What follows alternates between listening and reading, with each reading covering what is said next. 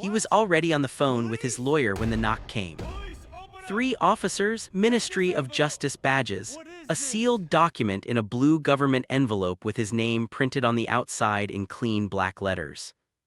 Jin-Hoo Park opened the envelope standing in the doorway of his Seoul apartment, the apartment he had lived in for 6 years, the city he had built his entire adult life inside, and he read the first line. Deportation order, effective in 72 hours. His lawyer arrived 20 minutes later. They went through the document together, page by page, looking for the error, looking for the procedural gap, looking for the thing they could challenge. There was no error. Every line was correct, every statute cited was accurate, every procedure had been followed without a single deviation. And at the bottom of the last page in the signature block reserved for the Director of Immigration Compliance, Republic of Korea Ministry of Justice, Seoul Regional Office, was a name he recognized. A name he had once put on a wedding invitation. A name that had once said yes to him in a restaurant in Hongdae on a Tuesday evening when he got down on one knee. Sharon Adeyemi. She had signed it calmly, correctly, professionally, with the same hand that had once held his. And she had said absolutely nothing to him before she did. 72 hours later, Jin-Hoo Park boarded a flight out of Incheon International Airport with 2 suitcases and a legal appeal that was already failing, leaving behind the career, the apartment, the city, and the life he thought he had secured. And Sharon Adeyemi went to work. She had a 9 o'clock meeting. But to understand how we got to that door, to that envelope, to that signature, you have to go back 5 years, to Lagos, to a church in March, to a woman standing at an altar in a beaded ivory gown holding white roses in front of 200 people watching the man she loved walk out on her without looking back. Because that is where this story actually starts. And I promise you, nothing between that moment and this one went the way anyone expected. Sharon Adeyemi grew up in Seoul, Lagos, in a house that was too small for the size of the dreams that lived inside it. She arrived in Seoul in September, 26 years old, speaking 4 languages, carrying exactly $230 in her account beyond what the fellowship covered, and absolutely certain she was exactly where she was supposed to be. Jin-Hoo Park found her 6 weeks later at a postgraduate mixer she had almost not attended. He was Korean Nigerian, born in Ibadan to a Korean father and a Yoruba mother who had met during his father's teaching placement in Oyo State, fallen completely and impractically in love, and built a life that was split between 2 countries and entirely committed to neither and both at once. He had grown up moving between Seoul and Lagos, speaking Korean at school and Yoruba at home and English, when the situation required something neutral. He was also, objectively, the most confident person Sharon had ever stood next to. Not arrogant, confident. There is a difference. He moved through rooms like someone who had already decided he belonged in them and found the question itself mildly boring. He was funny in a way that surprised her, the kind of funny that comes from someone who has spent a lifetime being an outsider in multiple places and learned to make the discomfort into something sharp. He introduced himself in Yoruba. She almost choked on her drink. They talked for 4 hours that night, missed the end of the event, stood outside on the pavement in the cold because neither of them wanted to be the first to say it was time to go.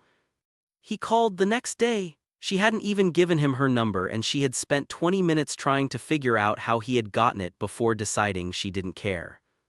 He took her to a restaurant in Itaewon that served Nigerian food made by a Korean chef who had lived in Abuja for 7 years.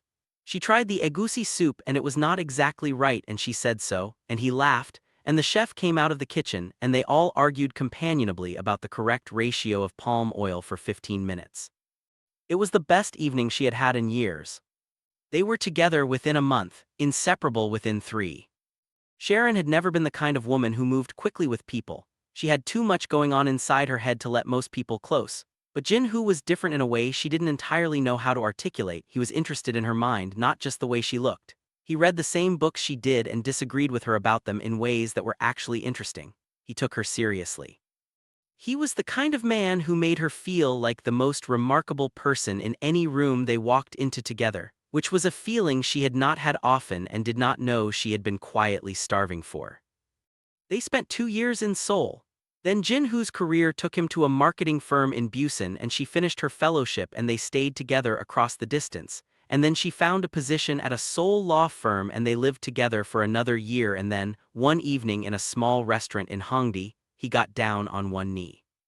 She said yes before he finished the sentence. The wedding was planned for 14 months later. They chose a venue halfway between Lagos and Seoul, logistically, a ceremony in Lagos which was where most of her family was, followed by a celebration dinner in Seoul. 2 ceremonies, 2 families, one life finally starting. Sharon's mother cried when she heard, happy tears, the long, relieved kind that come from a woman who has spent years quietly worrying whether her daughter was too focused, too independent. Too much in her own head to let someone in. Sharon spent 6 months planning. She knew exactly what she wanted. She was not the kind of woman who left things to chance. The Lagos ceremony was set for a Saturday in March. 200 people, the church was packed. Sharon walked down the aisle in a gown that her mother had helped her choose, ivory, fitted with beadwork across the bodice that had taken a seamstress in Seoul 11 weeks to complete. She wore her grandmother's earrings. She carried white roses. She was so happy it almost hurt. She reached the altar. Jin-Hoo was already there, standing with his groomsmen, wearing the agbada they had chosen together, looking exactly like everything she had wanted. The minister began. He got as far as the declaration of intent before Jin-Hoo looked at the floor. And then he stepped back. Just one step? A single step backward, away from her, away from the altar, in front of 200 people who had all gone silent so completely that she could hear the sound of someone coughing near the back of the church. He said, not quietly because the microphone was still on, that he couldn't do it, that he was sorry, that there was something he hadn't told her, something he needed to deal with first, something he should have said a long time ago. Then he walked out of the church. The door closed behind him. Sharon stood at the altar alone in the gown with the 11 weeks of beadwork, holding the white roses, in front of every person she loved, in complete and total silence. She stood there for 7 seconds, she counted. Later in the weeks that would follow, she would count those seconds over and over as if the number itself contained something she needed to understand. Then her mother was beside her, then her sister, then other people, moving, speaking, doing the things that people do in the moments immediately after something catastrophic. Sharon didn't cry, not then, not in the church, not in front of anyone. She held herself together with the same precision her mother had taught her, the same spine that had gotten her from Seoul to Seoul, and she let people guide her out of the church and into a car. She didn't cry until 2 in the morning, alone in the room they had booked for the wedding night, wearing the gown because she hadn't been able to figure out how to take it off and hadn't wanted to ask anyone to help her. She sat on the floor and she wept with the kind of grief that has no bottom, not just for the man, not just for the marriage, but for the version of her future she had fully believed in, that had been real and visible and close enough to touch an hour ago and was now simply gone. She gave herself one night. Just one. And then in the morning she stood up, got out of the gown herself and started the rest of her life.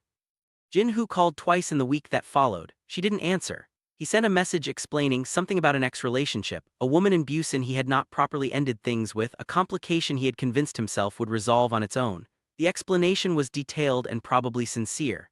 Sharon read it once in the bathroom of her mother's house in Seoul, and then she deleted it. She had no interest in understanding. She understood enough. She went back to Seoul 3 weeks later because her life was there, her work was there, and Sharon Adeyemi had never in her adult life run from anything. Running was for people who had somewhere better to go. She had work to do and she was going to do it. She threw herself into her career with the total focus of someone who has recently been reminded that the only thing she could fully control in this world was her own trajectory. Within a year, she had taken a position at the Korean Ministry of Justice, Immigration Compliance Division. It was competitive, prestigious, and exactly the kind of role she had trained for, sitting at the intersection of law, policy, and the deeply human question of who gets to belong where and under what conditions. She was exceptional at it, her colleagues noticed, her superiors noticed. Within 2 years she was heading a regional compliance unit, within 4 she was director. She did not date, she did not think about Jin-Hoo. Or rather, she thought about him the way you think about a healed injury, with the occasional phantom ache and the knowledge that the structural damage was real even when you couldn't feel it. She had built herself back, carefully, quietly, without anyone's help. And that would have been the whole story if Jin-Hoo hadn't come back. He returned to Seoul 18 months after the wedding. That wasn't.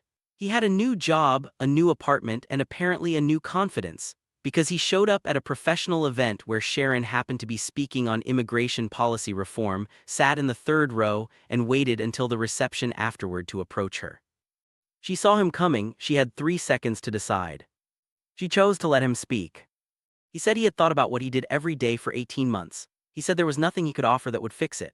He said he just wanted her to know that he knew exactly what he had cost her and he carried it. Then he said something she had not expected. He said she had been the most important person in his life, and the biggest mistake he had ever made in one moment was the same action, and he had spent 18 months trying to understand how that was possible. She said nothing. She picked up her wine glass, turned back to the colleague she had been speaking with, and did not look in Jin-Hoo's direction again for the rest of the evening. But something had shifted, a crack so small she almost didn't notice it. He called, she didn't answer. He sent a note, she didn't reply. He showed up at a conference she was speaking at 3 months later and sat in the back and didn't approach her, just listened to the entire presentation and left. Her assistant told her afterward he hadn't tried to speak to her, he had just come to listen. She found herself thinking about that more than she wanted to. 6 months after the conference, she ran into him at a dinner hosted by a mutual colleague. There were 12 people at the table. They were seated 4 chairs apart. She could not leave without it being obvious. She stayed. They spoke 3 times across the table, twice about work, once about a documentary series they had both apparently been watching. She noticed that he was different, quieter, less of the easy, dominant confidence she remembered, something more considered in its place. She didn't trust the noticing, but she noticed. The dinner ended, they walked out separately. He fell into step beside her at the elevator and said very simply, I know you don't owe me anything, I just want you to know I'm not going anywhere, I'm not trying to rush anything, I'm just here. She got in the elevator, the doors closed. She called her best friend that night, a woman named Chayamaka who had been at the wedding, who had been one of the people who guided her out of the church, who had sat on the floor of the hotel room with her at 2 in the morning and not once said a single word because she understood that some moments require presence and not language. Chayamaka said, Sharon, listen to me very carefully. That man left you at the altar in front of 200 people. Sharon said she knew. Chayamaka said, knowing is different from feeling. Sharon said she knew that too. Chayamaka said, what are you going to do? And Sharon said something she had not planned to say, something that came from somewhere beneath the career and the competence and the 5 years of careful reconstruction. I don't know. They saw each other again, and again, slowly, cautiously, with the particular hesitation of 2 people who both understand that something fragile is in their hands. Jin-Hoo never pushed, he never assumed, he showed up at the things she invited him to and didn't appear at the things she didn't. He was trying to earn it, she could see that, and the part of her that had loved him, that part had not entirely gone anywhere. She let him back in, slowly, over months, like someone opening a door in a building that had been damaged, checking each floorboard before putting her weight on it. And then the second betrayal came. It came the way second betrayals always come, not announced, not obvious, but arriving quietly through a channel she hadn't been watching. A colleague in her department, a woman named Jisoo who worked in a different unit and whom Sharon had always found slightly too interested in other people's business, mentioned at lunch one day that she had seen Sharon's boyfriend at an immigration appeal hearing. Sharon said that wasn't possible, Jin-Hoo wasn't involved in any appeal hearing. Jisoo said, well, he was there with a lawyer. I thought it was unusual because I recognized his name from one of your compliance files. Sharon kept her face completely neutral. She said she would look into it. She changed the subject. She ate the rest of her lunch without tasting any of it. That evening, she ran the search she hadn't let herself run in 5 years. Jin-Hoo Park, Korean Nigerian national, Seoul resident, currently under a flag for an irregularity in his visa status, specifically a business visa that had been used to conduct activities that legally required a work visa. A minor issue, the kind that got resolved with paperwork and a small fine and a reminder. The kind of thing that happened to hundreds of people a year, who didn't fully understand the distinction between visa categories. And there, attached to the file, was a notation from the appeals unit. The notation indicated that Jin Hu had retained legal counsel and was challenging the flag. The appeal had been filed 6 weeks ago. The appeal cited, as a supporting character reference and evidence of community ties, an ongoing personal relationship with a named senior official in the Immigration Compliance Division. Her name was in his legal filing, without her knowledge, without her consent, used as evidence, as leverage. She sat with that for a very long time. She thought about the conference where he had sat in the back and listened to her entire presentation without approaching her. She thought about his careful appearances and careful words and the patience that she had interpreted as changed man. She thought about the crack in her wall that had slowly become a door that she had slowly walked through. And she thought about whether any of it had been real or whether all of it had been strategy. She called Chayamaka. Chayamaka listened to the entire thing without a word. Then she said, "Sharon, I have one question. When you found the file, what did you feel first?" Sharon said, "I felt like I was back in the church." Chayamaka was quiet for a moment, then she said, "That's your answer." Sharon sat at her desk for 2 hours after she hung up. She didn't move. She looked at the window. She looked at the file. She thought about everything she had built in 5 years, the career, the competence, the slow and careful reconstruction of a person who had been publicly demolished and had walked herself back up from nothing. She thought about the beadwork on the wedding gown, 11 weeks, every single bead placed by hand. And then she picked up the phone and called the appeals unit. She recused herself from the file immediately, citing conflict of interest, because she was a professional and she did things properly, and recusal was the correct procedure and she would not compromise her office for anything or anyone. But recusal meant the file transferred to the Standard Compliance Review Track. And in the Standard Compliance Review Track, with no senior official advocate on record, with the citing of her name now flagged as a potential improper use of an official's identity in a legal proceeding, a separate issue that added an entirely new layer to the review, Jin Hu's case became significantly more complicated. The kind of complicated that did not resolve with paperwork and a small fine. She did not call him, she did not warn him, she did not give him the courtesy of knowing what was coming before it arrived, the same courtesy he had not given her in a church in Lagos in front of 200 people. She went home. She cooked rice and stew, her mother's recipe, the one she made when she needed to feel grounded, and she ate it alone at her kitchen table, and she watched a documentary and she went to bed. The review took 4 months. 4 months during which Jin Hu's lawyer filed 2 supplementary appeals, during which Jin Hu sent her 3 messages she did not answer, during which the case moved through the standard process with perfect procedural correctness because Sharon Adeyemi had recused herself and was not involved and had absolutely nothing to do with the outcome. The outcome was deportation order pending final review. The final review landed on the desk of the Director of Immigration Compliance. Her desk.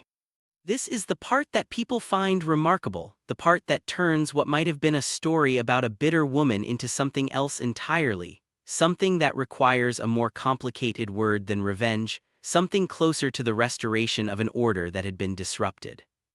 She requested a legal opinion from an independent counsel before signing. She reviewed every document in the file. She confirmed, with the rigor she applied to every case that came through her office, that the finding was procedurally sound, legally justified, and appropriate under the relevant statutes. It was. And then she signed. One signature, clean, professional, correct.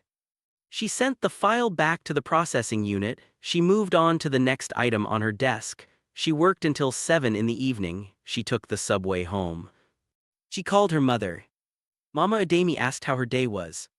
Sharon said fine, good actually. Her mother said she sounded different.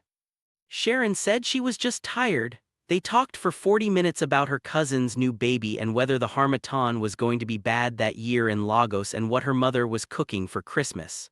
Normal things, good things. She hung up the phone. And for the second time in that story she breathed. The real kind, the kind that goes all the way down. Jin Hu left Seoul on a Thursday morning.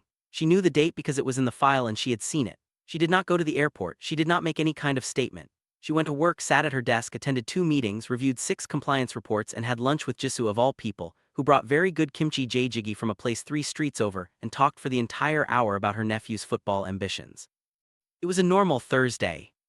That was the thing nobody around her understood, not Chayamaka, not her mother, not the colleagues who eventually pieced together what had happened and looked at her with that particular mixture of respect and wariness that powerful women learn to navigate. They expected something visible, a reaction, a statement, some external signal of what she had done and what it meant. Sharon had no statement to make.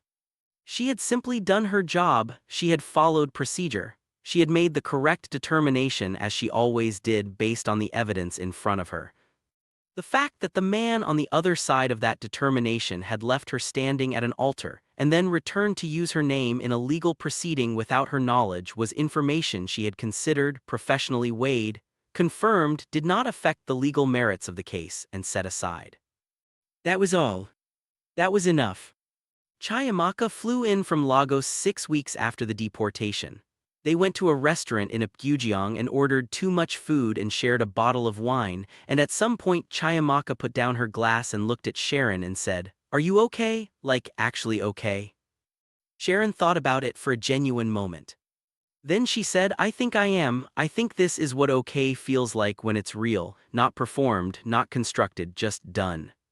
Chayamaka said, "Did you ever actually love him, like the second time?"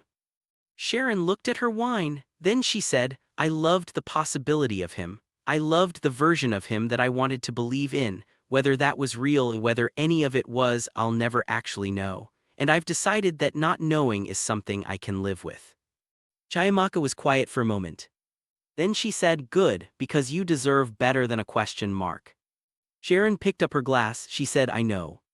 The story could end there. At the restaurant with the wine, with 2 women who had been through something together and had arrived somewhere better, that would be a clean ending. But here is the thing about Sharon Adeyemi that makes her story worth telling to the very last word. She didn't stop. 3 months after Jin-hoo's deportation, she published a paper. Not about him, about the legal mechanisms that allow individuals to improperly cite government officials as character references in legal proceedings without that official's consent, and the policy gaps that make it both easy to do and difficult to address. The paper was cited in a policy review at the ministry level. It led, 14 months later, to an amendment in the appeals procedure that closed the gap she had identified.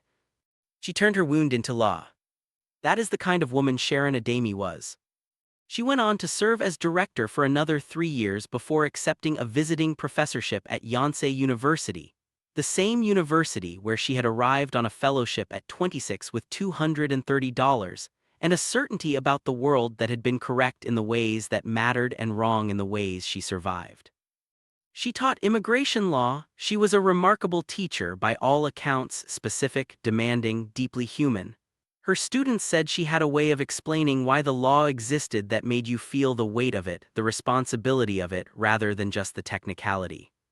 She also finally fell in love again, with a Ghanaian-Korean architect named Kofi who had grown up in Accra and studied in Seoul and had a laugh so loud it embarrassed him in quiet restaurants. He was nothing like Jin-hoo. He was also nothing like what she had imagined for herself in the years before Jin-hoo. He was simply, specifically, exactly the right person for the person she had become. She called her mother the night after their first real date and said, "Mama, I think something good just happened." Mama Adeyemi was quiet for a moment. Then she said, "I've been waiting for you to say that for a very long time. There is something that happens to certain women, and if you have stayed with this story this long, you already know the kind of woman I am describing, when they are broken in public. When the thing that was supposed to be the beginning turns out to be the floor. Some of them never get up from it. The weight of the humiliation, the grief, the self-doubt that seeps in when someone you loved looked at you and chose to walk away, it can become its own kind of life, its own way of staying in one place." Sharon Adeyemi got up.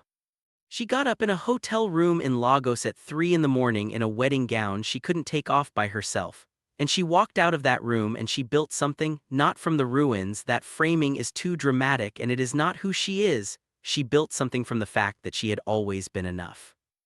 That the version of her who walked down that aisle was already the person who would eventually walk into that government office and sign that paper and make everything right, not just for herself, but for the next person who might be in a similar position.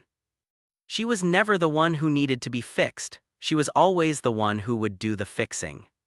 Jin, who walked away from the most capable woman he ever stood beside. And he went on to live whatever life he built after Seoul, whether smaller or larger or different, away from the city and the career and the woman he had tried to use as a ladder. And Sharon Adeyemi walked forward. The way she always had, the way she always would. Quietly, precisely, without ceremony. And without looking back.